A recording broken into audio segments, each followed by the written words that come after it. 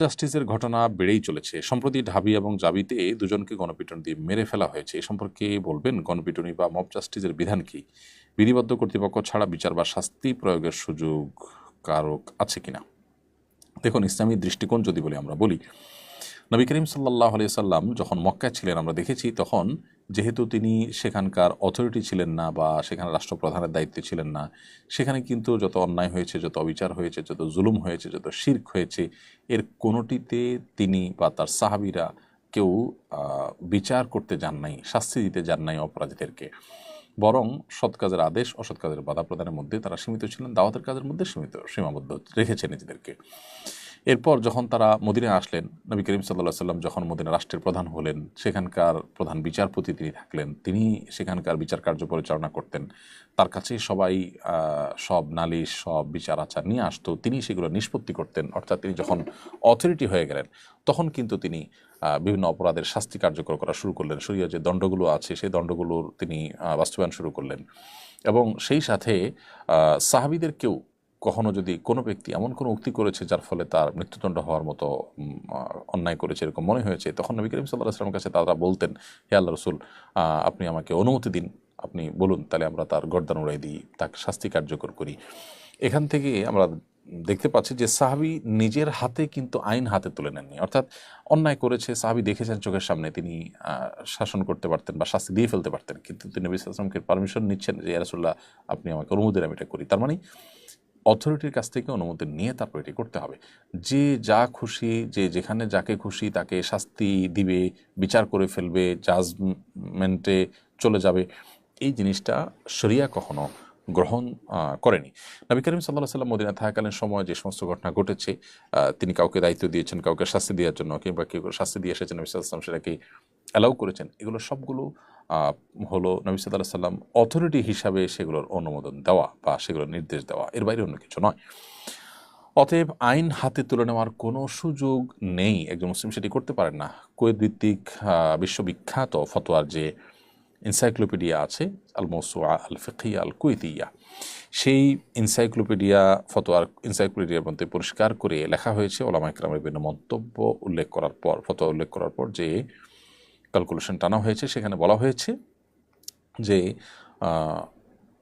কোনো রাষ্ট্র ক্ষমতার অধিকারী ব্যক্তিরা ছাড়া, অর্থাৎ অথরাইজড ব্যক্তিরা ছাড়া যে কেউ শরিয়ার কোনো দণ্ডবিধি, কেউ চুরি করেছেন, কেউ জেনা করেছেন, সেগুলো শাস্তি কার্যকর করতে যাবেন না। যদি এগুলো অবাধে যে কেউ কার্যকর করতে চান, তাহলে দিন শেষে একটা অস্থিরতা সমাজে তৈরি হবে।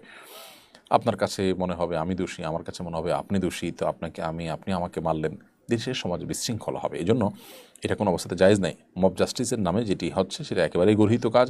আর বিশেষ করে ঢাকা ইউনিভার্সিটিতে যে ঘটনাটা ঘটেছে, আর অন্যান্য জায়গায় ঘটেছে, এটা বিশেষ করে ইউনিভার্সিটিতে, জাহাঙ্গীরনগরে অথবা ঢাকা ইউনিভার্সিটিতে যে সমস্ত হয়েছে, জাবিতে বা ঢাবিতে যে হয়েছে, এগুলো এত দুঃখজনক যে দেশের সবচেয়ে মেধাবী মানুষগুলো, তরুণরা যেখানে তাদের বিচরণ, সেই জায়গাটাতে এই ধরনের অনাকাঙ্ক্ষিত ঘটনা ঘটবে, দুঃখজনক ঘটনা ঘটবে, যে একজন মানসিক ভারসাম্যহীন মানুষ দেখলেই বোঝা যাচ্ছে যাকে, যে তিনি অসুস্থ, তাকে জাস্ট পিটিয়ে পিটিয়ে মেরে ফেলা হবে। এটা আসলে কোনোভাবেই গ্রহণযোগ্য হতে পারে না। সাধারণ মানুষের হৃদয়ে রেখাপাত করেছে এই অন্যায়, যার কারণে এই অন্যায়কারীদের দৃষ্টান্তমূলক শাস্তি কার্যকর করা দরকার। আমাদের দেশে দৃষ্টান্তমূলক শাস্তি না হওয়ার কারণেই কিন্তু অপরাধ কমে না, অপরাধ অনবরত বেড়েই চলে।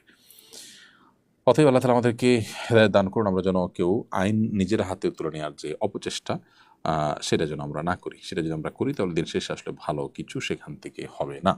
নায়েবে রাসূলের অর্থ কি? শাকিল ইসলাম লিখেছেন, নায়েবে রাসূল এর অর্থ হলো নবী সাল্লাল্লাহু আলাইহি সাল্লামের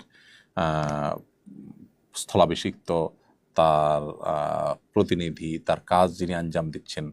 সাধারণত ওলামা ইকরামদেরকে নায়েবে রাসূল বলা হয়, অর্থাৎ নবী সাল্লাল্লাহু আলাইহি সাল্লামের প্রতিনিধি হিসাবে তার রেখে যাওয়া যে কাজ বা তার দাওয়াতের কাজ, সেটা আঞ্জাম দিচ্ছেন তারা। নবীদের কাজ করছেন সেটা বলছি না, কিন্তু নবীদের প্রতিনিধি হয়ে তাদের যে দাওয়াতের সিলসিলাটা, এটা ওলামা ইকরাম ধরে রেখেছেন। সেই জায়গা থেকে তাদেরকে নায়েবে নবী বা নায়েবে রাসূল বলা হয়ে থাকে। ইসলাম কণিকা, আপনি লিখেছেন, সূচিবায়ু থেকে মুক্তির উপায় এবং আমল বলবেন প্লিজ। বারবার হাত ধুলেও মনে হচ্ছে পরিষ্কার হচ্ছে না।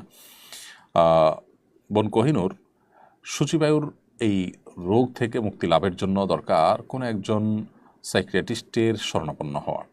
সেই সাথে আপনি রুকিয়া করতে পারেন। রুকিয়াটা এক্ষেত্রে বেশ উপকারী এবং পরীক্ষিত।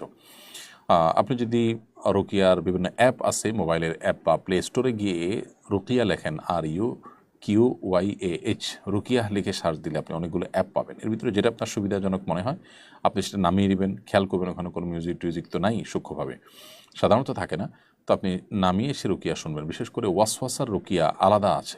আপনি যদি রুকিয়া ফর ওয়াসওয়াসা লেখেন অথবা সচিবায়ুর রুকিয়া লেখেন, তাহলে আপনি অনেক কিছু পাবেন সোশ্যাল মিডিয়াতে, অনলাইনে। সেখান থেকে আপনি রুকিয়া নিয়মিত যদি করেন, অথবা কোনো রাকি যারা ঝাড়ফুঁক করান, ঢাকায় অনেক রাকি আছেন, রুকিয়ার অনেক গ্রুপ আছে সোশ্যাল মিডিয়াতে, রুকিয়া গ্রুপ, রুকিয়া সাপোর্ট গ্রুপ লিখলেও পাবেন।